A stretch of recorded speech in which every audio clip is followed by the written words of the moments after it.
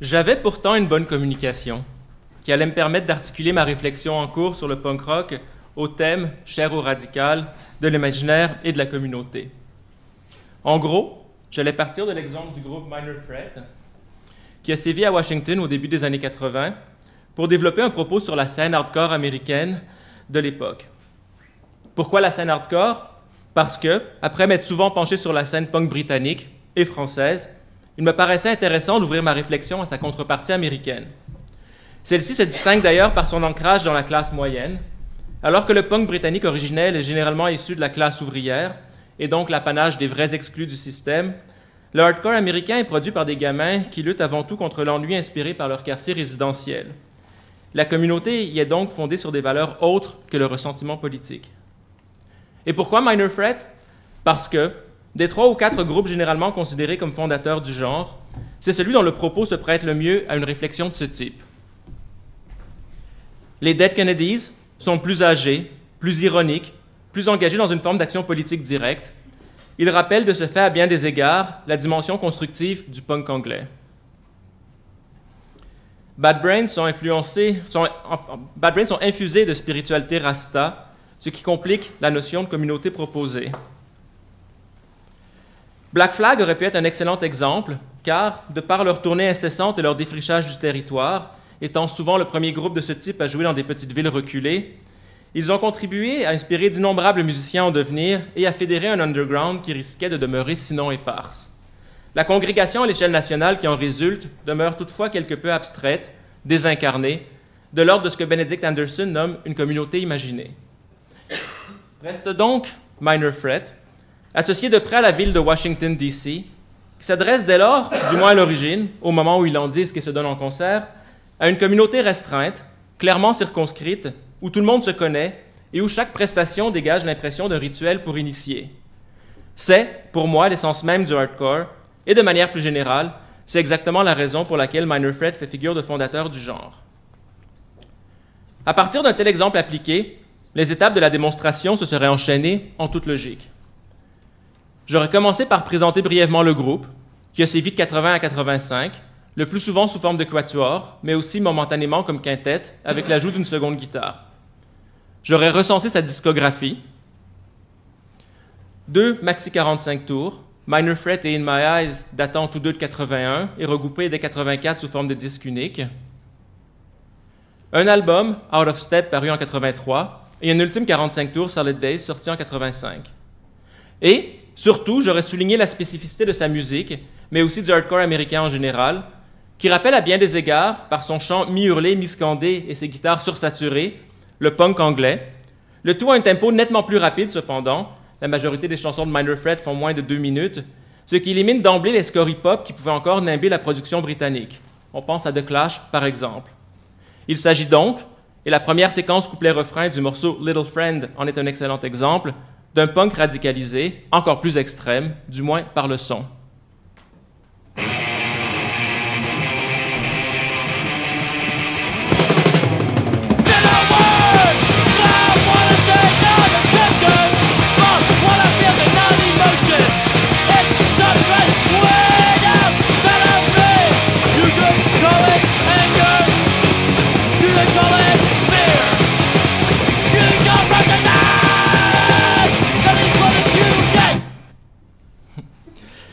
À ceci se sera ajoutée une brève situation sociologique des membres du groupe, issus, comme je l'ai dit, de la classe moyenne américaine.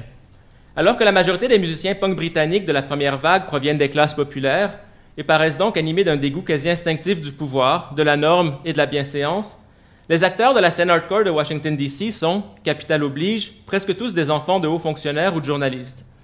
À titre d'exemple, le père de Ian Mackay, chanteur de Minor Threat, était titulaire d'un doctorat en théologie et directeur de la section religion du Washington Post. On est donc loin de l'enfance dickensienne d'un Sid Vicious. Cette situation sociale privilégiée, qui ne mène à aucune revendication matérielle immédiate, mais qui ne débouche pas non plus, comme ce sera le cas chez les Dead Kennedys, notamment sur une critique politique informée, fait de la musique de Minor Threat une agression qui ne semble pas toujours avoir de cible précise, du moins à premier abord. L'intensité sonore dégagée par le groupe, et par bien d'autres de sa catégorie, paraît dès lors moins une déclaration de guerre que la constitution d'une enveloppe protectrice, l'érection d'un rempart symbolique contre le monde extérieur qui en vient à fédérer implicitement ceux qui l'enclos. On n'est pas loin ici, comme le disait d'ailleurs Hubert tout à l'heure, de ce que disent Deleuze et Guattari au sujet de la ritournelle et des territoires existentiels que celle-ci balise. C'est précisément sur ce type de repli stratégique et sur la communauté qui en résulte qu'aurait porté ma communication. J'aurais, esprit de communauté oblige, commencé par parler des manifestations concrètes de celle-ci. Il aurait tout d'abord été question de sémiosis visuelle, ou pour le dire plus prosaïquement, de look. Les acteurs du hardcore américain se distinguent en effet paradoxalement par l'apparence la plus banale possible. Jeans, t-shirt, basket. Ceci est à la fois une réaction à et une prolongation de l'éthos punk anglais. En effet, des groupes comme les Sex Pistols et les Clash prétendaient, à l'opposé de stars intouchables comme Pink Floyd, les Stones ou Zeppelin, être au même niveau que leurs fans, tout en s'en distinguant par des accoutrements et coiffures particulièrement recherchés. Le hardcore reprend cette idée d'une réelle communauté entre groupe et public, mais choisit de souligner celle-ci par une apparence ordinaire.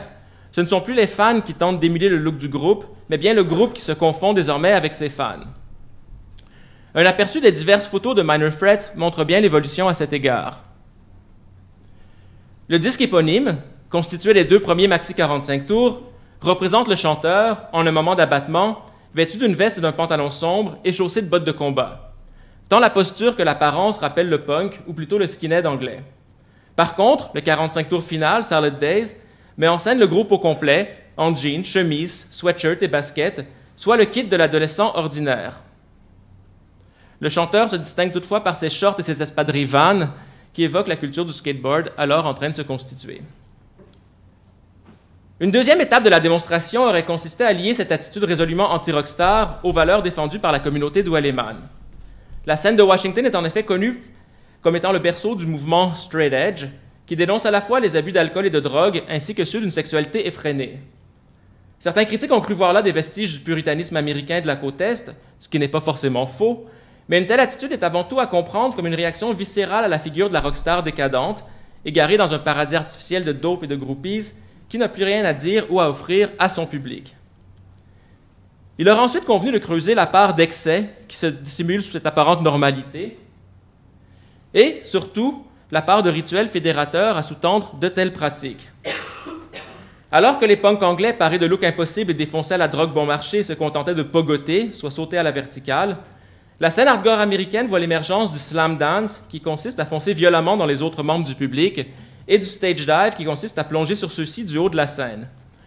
En découle une ambiance de concert bien plus violente, même si cette violence est tempérée, fait partie d'une sorte de rite de passage, que ce qu'il y avait là jusqu'alors. Il aurait enfin été pertinent de rappeler que cette violence s'exerçait parfois contre le monde extérieur, généralement de manière défensive contre d'autres bandes de jeunes, d'allégeances différentes, rock ou disco par exemple, qui s'en seraient pris à des membres du clan. On trouve trace de ces bagarres dans les témoignages de l'époque, ainsi que dans certaines paroles de chansons. Aurait ainsi émergé le portrait d'une communauté paradoxale, sans ennemis déclarés autres que ceux qui s'en prennent à elle ponctuellement, qui prend radicalement ses distances avec la figure décadente de la rockstar, tout en exacerbant la radicalité du punk rock. Il aurait ensuite convenu, en un second temps, de trouver trace de tout ceci dans les disques mêmes de Minor Threat. Le groupe, je le rappelle, est loin des revendications de classe à la de Clash ou des dénonciations politiques à la Dead Kennedys. Il aurait été ainsi pertinent de montrer comment, en une dynamique qui ne va pas s'en rappeler la fin des grands récits constatés à l'époque et l'émergence des micro-récits communautaires à en avoir résulté, Minor Threat se soucie avant tout de son entourage immédiat et de l'établissement d'une ligne de conduite appropriée pour les circonstances. De même, il aurait été stratégique de suggérer que la démarche de la formation reflète ainsi le glissement général du politique vers l'éthique observé ces mêmes années. Une telle démonstration aurait en principe été aisée à faire à partir des paroles du groupe. Déjà, les textes d'Ian MacKaye ont donné lieu à un certain nombre de slogans, dont beaucoup sont encore cités dans certains milieux aujourd'hui. Il n'est qu'à penser à l'expression « straight edge », qui renvoie à l'avantage, au « edge », conféré par le fait de ne pas dilapider son énergie et ses pensées dans les psychotropes ou la sexualité, depuis devenu le nom d'un mouvement international. De même, le constat final de « In My Eyes », « You tell me that I make no difference, at least I'm fucking trying, what the fuck have you done », qui renvoie à l'éthos volontariste du mouvement et de la formation, se retrouve désormais en exergue de la majorité des publications consacrées au sujet. Mais surtout, l'analyse aurait misé sur le fait que les textes de Minor Threat se distinguent par un usage immodéré de pronoms personnels. Même pour l'auditeur distrait, comme j'avais pu l'être jusque-là, les chansons du groupe ont ceci de particulier qu'elles s'énoncent presque toutes au « tu », et donc s'adressent à un destinataire ciblé, ou, à l'inverse, au nous, et servent donc à fédérer un groupe. Il aurait dès lors suffi de discerner la communauté qui se profile ainsi grammaticalement. À ce développement d'ordre textuel aurait pu s'ajouter quelques remarques d'ordre phénoménologique sur la capacité fédératrice de la musique, sur son pouvoir rassembleur et communicationnel. J'aurais même pu faire jouer davantage d'extraits de morceaux, histoire de reprendre, ça et là, mon souffle. Tout ceci aurait en principe donné une communication honnête, correcte, sans être grandiose. Pourquoi alors ne pas tout simplement être allé de l'avant avec ce projet, plutôt que de faire l'intéressant en l'énonçant au conditionnel? Réponse: parce que tout ceci a été conçu avec une certaine arrogance ou inconscience, au choix, avant d'aller écouter attentivement l'œuvre de Minor Threat, et donc avant de constater, à ma grande stupéfaction, que les textes du groupe disent plus ou moins le contraire de tout ce que j'ai pu avancer jusqu'ici. En effet, alors que Minor Threat est généralement associé à une forme d'imaginaire de la communauté, ces paroles ne cessent de se heurter à ce qu'on pourrait nommer, dans le sillage de Blanchot, Nancy, etc., la communauté impossible. Se profile alors une autre communication potentielle, pertinente en soi et surtout pour qui s'intéresse au groupe, mais peut-être hors sujet dans un colloque comme celui-ci. À quoi bon, en effet, recenser l'impossibilité de la communauté telle que dénoncée par un groupe que personne ici ou presque ne connaît? Cette communication, que j'évoque néanmoins brièvement, se serait construite comme suit. Tout d'abord, j'aurais insisté sur le fait, remarqué un peu tardivement, que l'usage des pronoms personnels dans les disques de Minor Threat ne se fait pas de manière aléatoire, mais obéit au contraire à une logique bien précise. Les deux premiers disques s'énoncent quasi exclusivement au « tu », alors que les parutions subséquentes recourent à l'inverse massivement au « nous ». Qui plus est, le recours au « tu » sert à faire le point ou à régler des comptes de manière individuelle, tour à tour avec des membres de la communauté, qui n'est pourtant jamais évoqué comme un tout, ou avec des individus extérieurs à celle-ci. Or, lorsque survient dans des enregistrements plus tardifs une ouverture au « nous », celui-ci ne vient pas, comme on pourrait s'y attendre, entériner la communauté nouvellement fondée, mais bien lamenter, du point de vue du jeu, l'éclatement de celle-ci.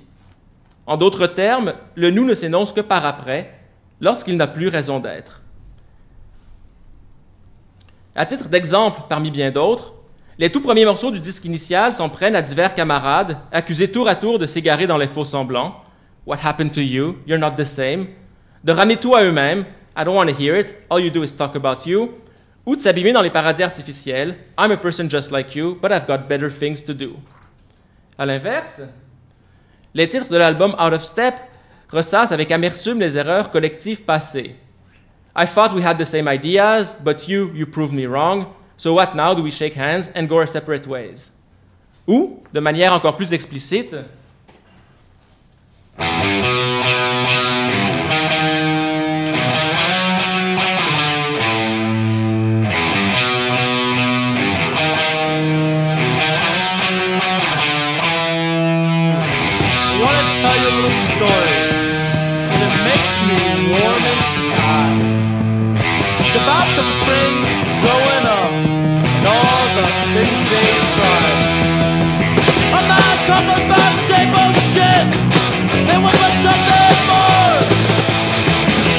too much dreaming, too much to hope for.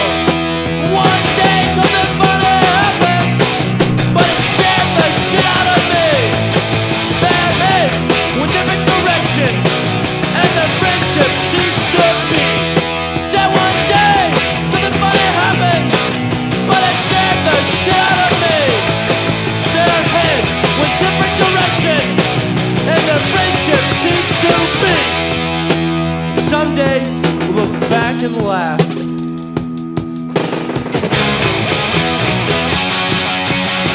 I'm telling you, I wanted to work.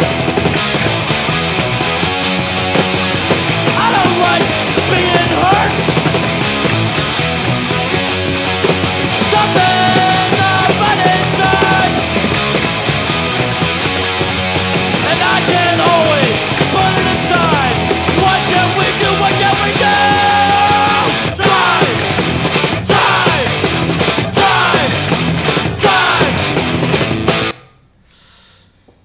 La pochette de ce dernier disque représente d'ailleurs, sous forme de dessin, un mouton noir s'échappant d'un troupeau blanc, ce qui souligne une nécessaire part d'individualité. Ce constat initial, qui aurait certes nécessité une démonstration plus étendue, aurait pu s'étayer de quelques développements plus pointus. Par exemple, il est frappant de constater que la formation fait 2 fois référence à elle-même au fil de ses chansons. La première fois, dans le morceau programmatique Minor Threat, le groupe se présente, dans l'unique occurrence du nous du maxi 45 tours initial, comme une force volontairement marginale qui entend profiter pleinement de ce que le présent peut lui offrir. Make do with what you have, take what you can get, pay no mind to us, we're just a minor threat. Dans la seconde, Cashing In, située cette fois sur Out of Step, l'album de la désillusion, le groupe prétend, en une ironie cynique qui peut rappeler celle des Sex Pistols, n'être motivé que par l'argent. We don't care, we don't pose, we'll steal your money, we'll steal your show. Une telle attitude, si second degré soit-elle, repose sur une distance qui paraît désormais inconciliable, car contrairement à l'exemple précédent, le nous ici utilisé renvoie exclusivement aux musiciens, donc à un écart entre le groupe et son public. De même, il aurait été révélateur de développer au sujet de l'évolution du son du groupe, qui passe d'1 à 2 guitares, et de celle des compositions qui s'enrichissent de rythmes et motifs hétérogènes. Cette progressive maîtrise de la musique, qui en principe est une chose positive, revêt un aspect singulier dans la perspective qui m'intéresse ici, dans la mesure où elle témoigne d'une apparente dispersion. Alors que les premiers morceaux ont une guitare et une basse qui jouent presque à l'unisson, avec une rythmique quasi constante, le tout mixé de manière très centrale, de manière à offrir le maximum de force de frappe, les enregistrements subséquents jouent davantage sur la stéréo, occupent davantage d'espace sonore, mais paraissent de ce fait plus dispersés. Les guitares évoluent chacune de leur côté, le centre paraît déserté. Dans un même ordre d'idée, alors que les morceaux initiaux très primaires développent une unique séquence couplet-refrain, avec parfois un rapide pont musical, les titres de Out of Step paraissent parfois cumuler plusieurs chansons en une, recourant fréquemment au procédé de la coda ou outro, où le morceau paraît céder le pas à un autre. Là encore, à la lumière de ce que disent par ailleurs les paroles, une impression d'éclatement et de dissolution s'impose. Enfin, et c'est là probablement la clé de tout le reste, la reprise du morceau Out of Step, du maxi 45 tours In My Eyes à l'album du même nom, suggère un grave problème de compréhension entre le groupe et son public. Ce morceau traite justement de mentalité straight edge, revendication à l'origine personnelle de Ian MacKaye, depuis devenu un mouvement autonome, souvent désavoué par son inspirateur. Dans la version initiale de la chanson, le code de vie personnel du chanteur est énoncé, pour des raisons de rythmique et de scansion, en omettant le pronom personnel. Ce qui en principe devrait se lire « I don't smoke, I don't drink, I don't fuck », s'entend dans les faits « don't smoke, don't drink, don't fuck », et glisse ainsi de l'indicatif à l'impératif. Le morceau a dès lors apparemment été pris comme une injonction par certains, et ce, paradoxalement, en dépit de la conclusion « At least I can fucking think », énoncée tout juste après. Il est dès lors révélateur que, dans sa reprise du même morceau, non seulement Ian MacKaye insiste-t-il très clairement sur les « I » auparavant passés sous silence, mais il profite d'un interlude musical pour préciser à son auditoire, sous forme de spoken word, que « There's no set of rules, I'm not telling you what to do ». Ce dernier exemple demeure anecdotique, mais il est très clairement un symptôme du malaise plus vaste qui traverse la discographie de Minor Threat. Le groupe souhaitait manifestement susciter un débat, souvent de manière un peu maladroite sous forme de confrontation, mais a vu ses affirmations transformées en slogans, si ce n'est en dogmes, alors qu'il se voulait simple éveilleur de conscience, idéalement au même niveau que ses interlocuteurs, avec lesquels il pensait alors former communauté. Il semble avoir été promu malgré lui au rang de ce que la sociologie nomme un leader charismatique. Le deuil que le groupe porte de la communauté est dès lors moins celui de son éclatement que de son caractère figé, ce qui explique peut-être à la fois l'image du mouton noir qui s'échappe du troupeau et la récurrence du procédé de la coda dans ses ultimes morceaux, signe, je le rappelle, d'un apparent nouveau départ. Bref, j'aurais pu également offrir une communication correcte sur le thème de la communauté impossible. J'avoue avoir procédé très rapidement dans ma présentation de cette deuxième réflexion hypothétique, mais comme personne ici ou presque ne connaît le groupe en question, et comme je n'avais pas le temps de faire passer davantage d'extraits musicaux pour étayer mes dires, mieux valait m'en tenir à des principes d'ordre général. On aboutit donc au constat paradoxal que j'aurais pu présenter 2 communications contradictoires sur Minor Threat, l'une sur la fondation de la communauté, l'autre sur son impossibilité, et que les 2 auraient été également pertinentes. Ceci s'explique par le fait que la première repose, comme le suggère l'aveu que j'ai pu la concevoir initialement sans même avoir réécouté les disques, sur l'image généralement retenue du groupe et depuis entérinée par moult livres et films documentaires, alors que la seconde découle d'une prise en compte attentive de son œuvre. Le constat, découlant de la fréquentation de diverses tribunes Internet spécialisées, comme quoi le chanteur Ian Mackay passe aujourd'hui pour un mauvais coucheur dans la mesure où il s'obstine à vouloir rectifier certains faits que l'histoire populaire préfère ignorer, semble par ailleurs confirmer ceci.